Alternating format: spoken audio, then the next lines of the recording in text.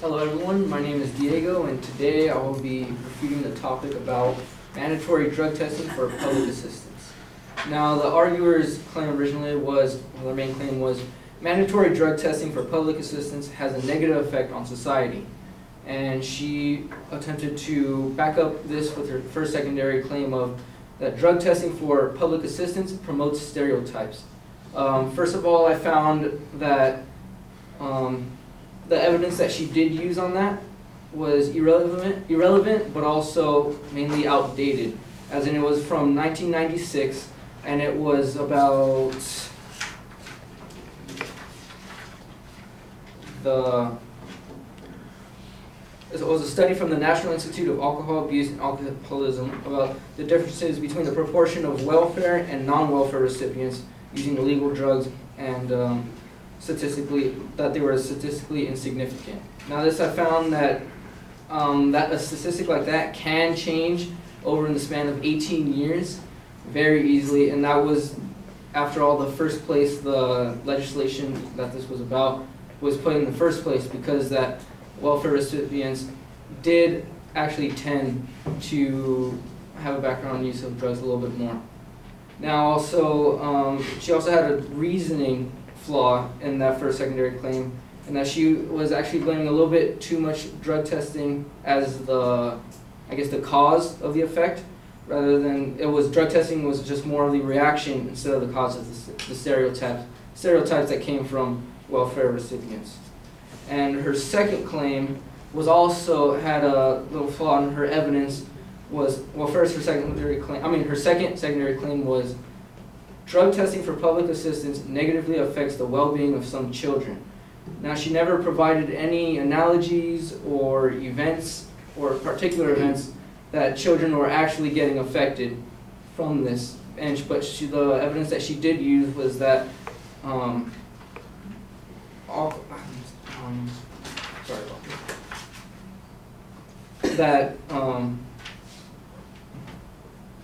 about alcohol use, that it does not use, the drug test did not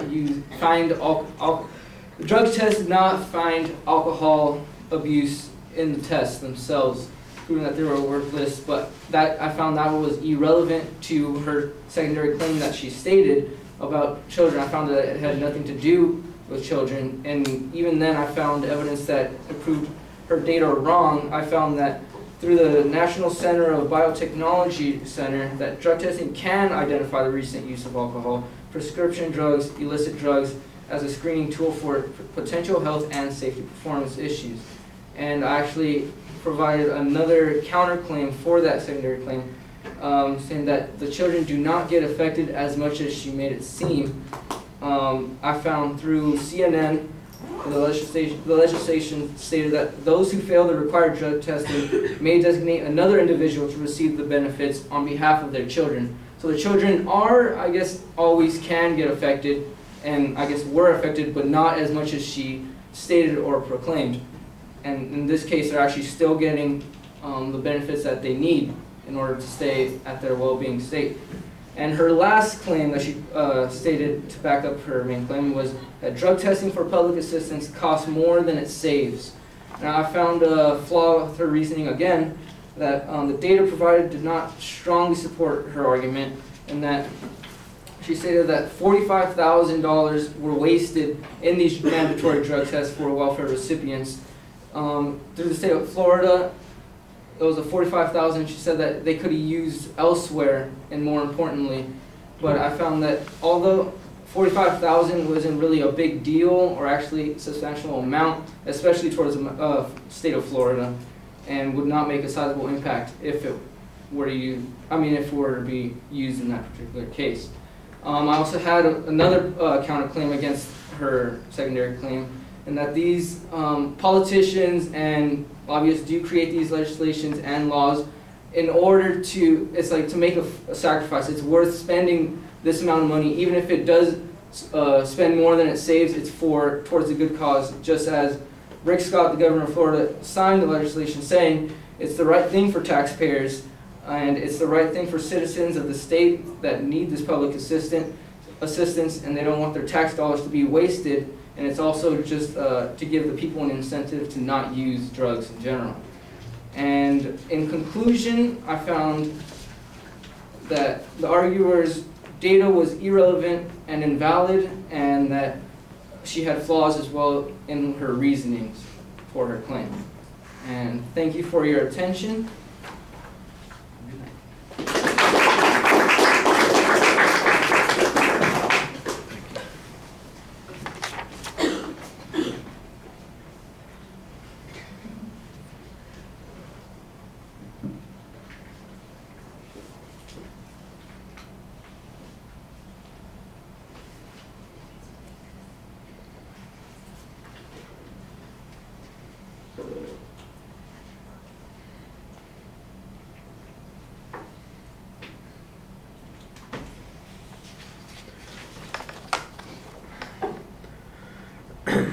Well, the original structure was not laid out very clearly. You did signpost it pretty clearly during the body of the speech, so I thought that was okay.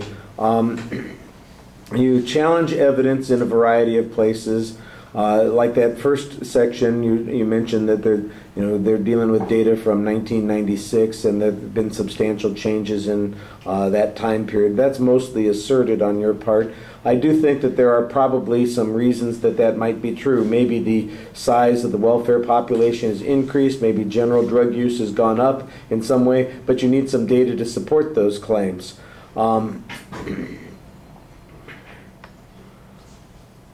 I didn't understand the whole argument that you were making there about reverse cause, or it was a reaction as opposed to a cause. It didn't seem to play to anything. I don't know what the impact of the argument was in the long run, so I think that goes nowhere. On the second point, where you talked about what the negative effects are, you basically said that, given everything you said, your real claim is that there was no evidence to support the point. You kind of wander around, but that's getting to the nitty-gritty of the point, and I think that's you can make that argument a lot more simply than you did. Sometimes it sounded like you were struggling to say something fancy when the argument really is the advocate didn't provide any evidence to support that conclusion, and that's all there is to that particular claim. There was data about how some new tests can determine recent drug uses, and I'm going, okay, so how does that help your position? How does it respond to the advocate's position? I guess mostly the argument is if it can't work, there's not much use in doing this, and your argument is potentially that it can work. So that's, again, you need to have the declarative statement there, and we're mostly getting the evidence and then we're kind of having to make what the inference is on that particular point. I did like there's also another place there where you kind of make the claim, mostly you're letting the evidence make the claim here that says the children are not going to be harmed because they can be a designated recipient if an adult, for instance, was denied some benefit. I thought that was a reasonable response on this. The other point that you have is that there's no demonstration that anybody would be hurt from this. There's an absence of evidence on that point, so that's basically the same claim again from up above. I think the point of the spending in Florida was missed, what the advocate was saying on that particular point, and your point is that it's not really a significant amount, which is probably a valid point also, but I'm not sure how those 2 points apply to one another and affect the argument that's being presented here. So I think there needs to be a clear explanation of that. At the end, there's basically a value justification being made here, and I think that there could be a good argument here that talks about why the decision on doing drug testing is really more of a value issue, and that we ought to be talking about it in that context as opposed to the claim of fact that the advocate is trying to force it into. And I think you could just say, the governor, for instance, gives this explanation about what the value would be, and if we were going to discuss this in more detail, we ought to be talking about it as a value argument rather than an issue of fact. I think that would be a good way to summarize that point. All right, thank you.